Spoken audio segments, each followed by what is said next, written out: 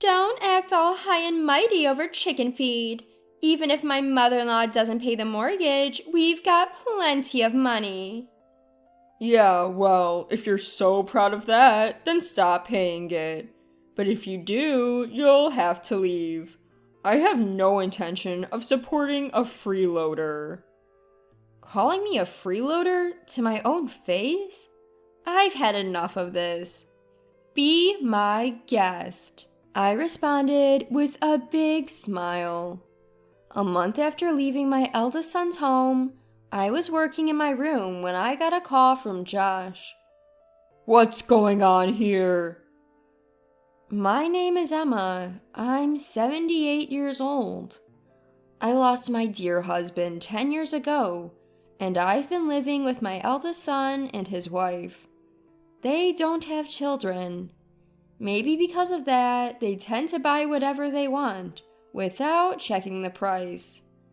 While my husband was alive, things were okay, but after he passed, their spending got out of hand, and they ignored me when I cautioned them.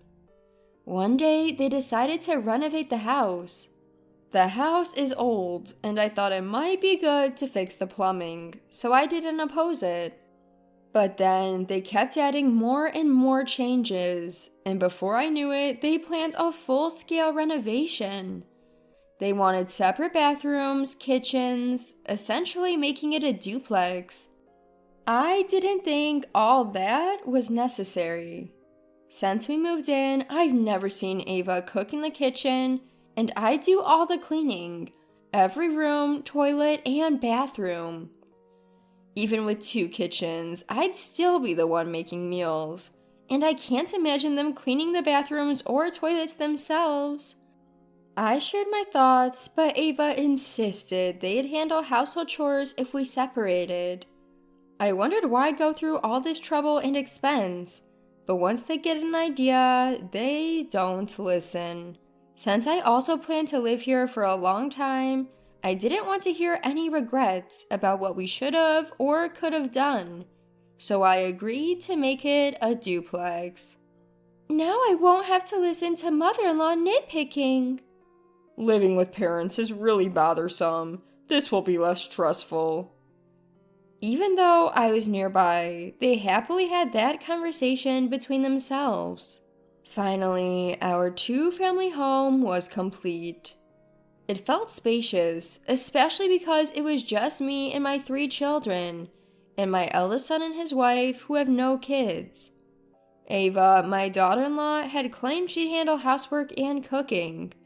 A week passed and she hadn't lifted a finger. Come mealtime, they'd both stroll downstairs, practically demanding, "Where's the food?" She didn't bother cleaning either. While I was cleaning downstairs, she'd say, "While you're at it, clean upstairs too."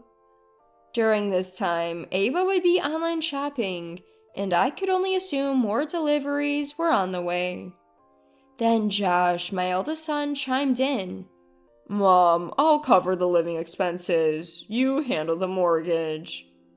The house was in Josh's name, and due to his numerous additions to the home, the mortgage was a whopping $300,000. I write for a living, but covering the mortgage would devour almost all my income. Still, I didn't protest, partly because I had some savings, and also because I lived here too. I've been paying the mortgage, so my eldest son and his wife, Josh and Ava, could start saving a bit. But they just don't get it. All the money Josh makes goes straight to shopping sprees, not a dime saved. Josh works for a reputable company, but when I caution him about his reckless spending, he talks down to me. Chill out, Mom. Unlike you, I actually make good money. I have more than enough. Ava, on the other hand, is a stay-at-home wife, but she leaves all the housework to me. She doesn't even bother to bring in the laundry. Just the other day, she told me it was raining and that I should bring in the laundry. She didn't lift a finger to help, just went back to her room. When dinner gets delayed, all they say is, "Isn't dinner ready yet?" I'm starving. but offer no help. Honestly, it makes me wonder why we even decided to live as two families under one roof. I cook meals for three in the first floor kitchen, and they eat it in the first floor living room. They even use the first floor bathroom and toilet like it's no big deal. At this rate, the second floor is merely a place for them to sleep. It's such a waste. You know, we renovated this house. You're not using the second floor kitchen, toilet, or bathroom. Ava, you're at home all day. How about you start cooking, cleaning, and doing the laundry? But we're family. You're always home too, mother-in-law. Can't you just do it for us as well? That's right, Mom. I'm the one paying for everything here. You don't get to complain. Sure, Josh is covering living expenses, but I'm the one paying the mortgage every month. I work from home and I'm the one paying the mortgage. As soon as I say that, they laugh it off and counter. You call that work? You don't make much. And the mortgage isn't even that big. You're making too big a deal out of it. After being told such things, I lost the will to argue back. One day, my eldest son and his wife returned home with arms full of bags from luxury brands. When I asked them why they bought so much, they said, "It's our anniversary today, so we splurged and brought everything we wanted. It's something we always wanted to do. You know how you see rich people in movies and TV shows going on shopping sprees for high-end goods? We gotta treat ourselves and relieve stress once in a while." They laughed joyously. But the idea of grown adults past 40 going on a shopping spree for stress relief or out of some movie-inspired dream seemed ridiculous to me. To me, their spending habits were outrageous. But no matter how much I warned them, they'd respond, "It's my money that I've earned, so I can spend it however I like." Ignoring my advice, despite me covering the home mortgage, they treated me as if I was an obstacle. The thought of living with these two indefinitely was increasingly unbearable.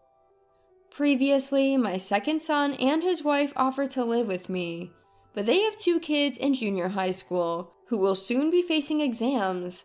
I didn't want to be a burden. I have a stable income and savings. Even if I need care later in life, I believed I could manage without imposing on anyone, so I started preparing to live alone. Making that decision lightened my mood. I stopped caring about what my eldest son and his wife said.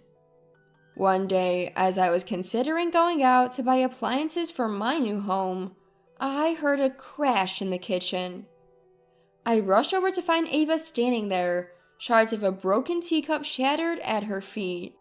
"I accidentally dropped the cup while making tea. Mother-in-law, please clean this up," she commanded as if I were her maid. "If you broke it, you should be the one to clean it up." When I said that, Josh butted in from the side. "Mom usually does the housework, so don't make a fuss over something so trivial. You're able to live here because of the money I bring in, you know?"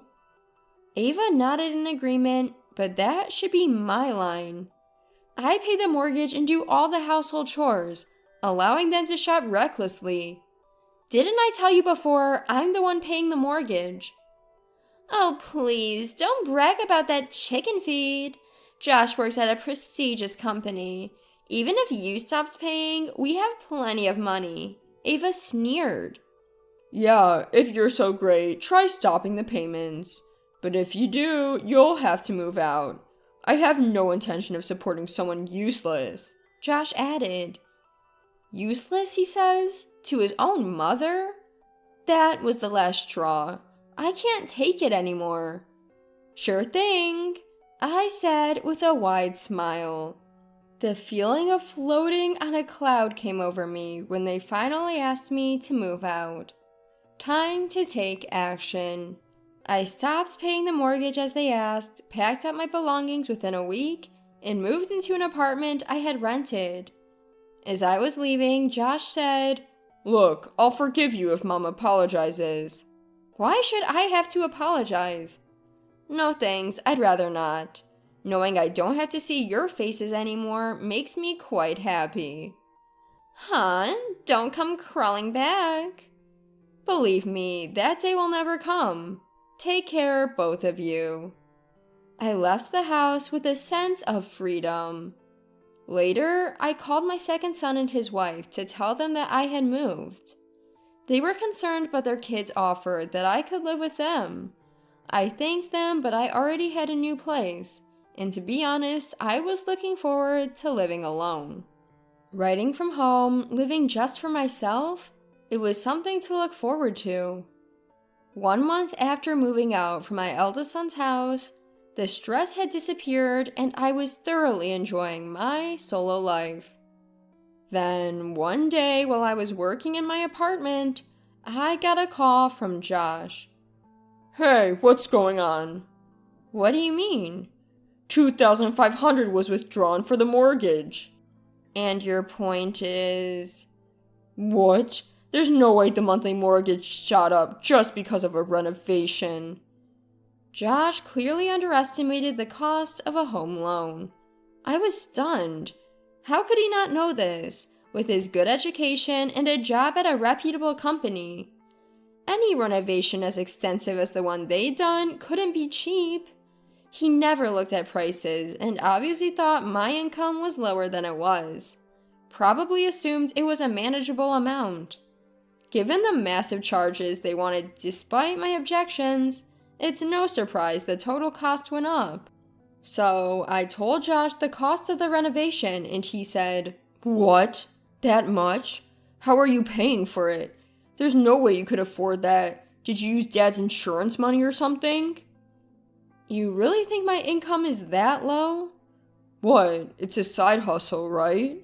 You're probably making, $200 to $300 a month? I make enough to pay the mortgage every month. Wait, what? I had never shared any details about my job or income with my eldest son and his wife. I assumed that if they knew, they'd expect me to cover all their living expenses and their frivolous spending would go through the roof. But I was surprised by the $200 to $300 a month estimation. How can you pay the mortgage when it's that high and still cover living expenses? You work for a renowned company with a good salary, don't you? Why not stop spending recklessly and live frugally? You'd manage. We have credit card payments too. Just sell off everything you've bought. You recently bought a ton of high-end brands, didn't you? Sell them, live frugally, and start paying off your debt. Why bring this up now? And you're acting so high and mighty. Why didn't you say anything sooner? I wish these grown adults would quit their tantrums. It's my eldest son and his wife who've been spending recklessly, not listening to anyone. So, where are you living now, Mom? You're staying with my brothers, aren't you? No, actually. I've rented an apartment and am living there by myself. You've prepared for this all along, haven't you? You knew we'd end up like this. You're the ones who said, move out. You also said, stop paying the mortgage. Now you're blaming me? At a loss for words, Josh finally said, let's live together again. After finally getting to live alone and relax, there's no way I'd move back in with you guys. Especially if it means I'd have to cover the mortgage and do all the housework again. No, thank you. Josh didn't have a response when I laid it all out like that. A few weeks later, this time a call came in from Ava. Mother-in-law, please come back home. The house feels so empty with just Josh and me. We really miss you. Her voice was unusually soft, almost whiny. I thought, why not just be honest instead of trying to manipulate me with such an obvious lie?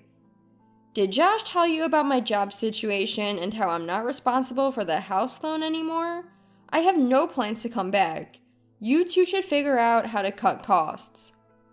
But it's too late for that. We've already maxed out our credit cards. Mother-in-law, you're living alone in a tiny space, aren't you? Why not move back in and be with us? I'm perfectly fine alone, thank you. I only have to cook for myself. I don't have to put up with complaints, and I'm living freely. If I moved back, I'd have to do chores and cooking for all three of us again. And let's not forget, I'd probably end up paying the house loan. I'll do the chores. We'll manage our part. You said the same thing before we renovated the house. I won't fall for that again. I ended the call right there. Even after that, my eldest son and his wife kept calling, but my stance was firm. I had no intention of going back. If I did, the same issues would just repeat. They were already eyeing my income and planning to use my money. Months passed, and Josh called with an increasingly desperate tone. If you don't come back, we'll have to sell the renovated house. To which I thought, well, go ahead and sell it then. That renovated house no longer contained any memories of my late husband. After I said, do as you wish, they eventually had to list the house because their debt kept piling up. I got an earful for not coming back, as if it was all my fault. However, they couldn't sell the house at their desired price. They had to significantly lower it to finally find a buyer. Even with the renovation, the house is pretty old and not in a great location, so it's not the kind of property that would sell high. After selling the house, it seems that my eldest son and his wife moved into a cramped apartment. Because they sold their previous home at a low price, they haven't finished paying off their mortgage yet.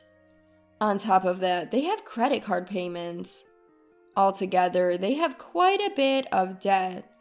You'd think they would both buckle down to pay off the debt little by little, but instead they argue every day, apparently all because of the debt. Their shared hobby used to be shopping to their heart's content, but now they can't afford to buy whatever they want without worrying about the cost. Despite that, they both have a shopping addiction and can't stop spending. They both shop in secret from each other, it seems. While each is okay with their own shopping sprees, they fight if the other one goes shopping. Josh argues that it's his hard-earned money, so it's only fair he gets to spend it. Ava counters by saying the money is not just Josh's, they're a married couple after all. Both are pushing for their own selfish needs. They're cut from the same cloth. Afterwards, Josh let his frustration at home spill over into work. He started yelling at his subordinates every day and ended up getting demoted. Ava still contacts me for help. When I ask what she does all day, it turns out she's not even trying to work. She's just lazing around at home. Usually, you'd think someone would try to work off their debt before asking for help. If you want my advice, it's this. Stop relying on others for everything and start taking action yourself. I sent Ava my final piece of advice. I can't say if my words made a difference, but I never heard from Ava again after that. I have no idea what became of those two. A year has passed since I left my eldest son's home. I continue to work and live a peaceful life alone. About a month ago, I got assigned to write a feature article on bakeries. In the process, I visited various bakeries and found myself falling in love with bread. Now I'm attending a bread-making class. The class attracts a diverse crowd, from people my age to younger folks in their 30s. Though we vary in age, we all share a love for bread, and that's usually what we end up talking about. We make bread together and relish the freshly baked loaves, engaging in pleasant conversation centered around bread. I find these moments incredibly fulfilling. My eldest son and his wife fill their lives with luxury items and spacious homes. Their endless shopping sprees have led them into a debt-filled life they're now struggling to escape. Until they find something other than material possessions to fill their hearts, they'll never pay off their debts or break free from their current situation. For me, the true happiness lies not in luxury, but in making and enjoying bread with like-minded friends, savoring the mouth-watering aroma of freshly baked loaves.